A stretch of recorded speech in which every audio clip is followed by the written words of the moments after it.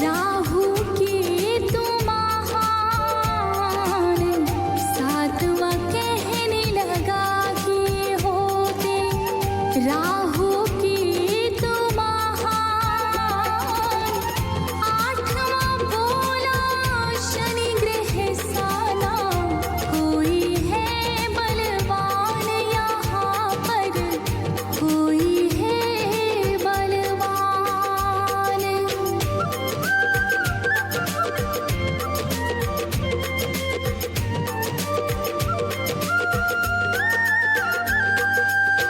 सूर्य देव भी शनि के आगे गए नतमस्तक हो।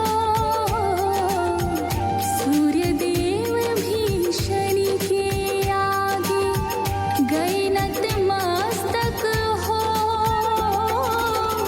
छीन लिया था तेज जिनका, किस्सा बताया वो सभी को, किस्सा बताया वो। सुनकर बोले राजन कैसे हो सकते वो महान। सुनकर बोले राजन कैसे हो सकते वो महान। खुद अपने पिता का जिसने कर दिया हो अपमान, वो तो कर दिया हो अपमान।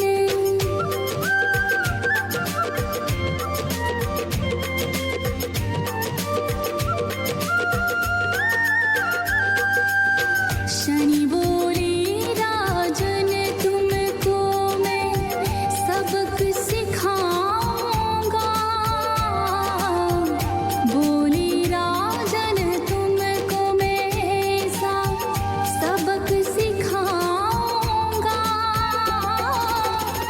कन्या राशि है तेरी, मैं उसमें आऊंगा। सुन राजन उसमें आऊंगा।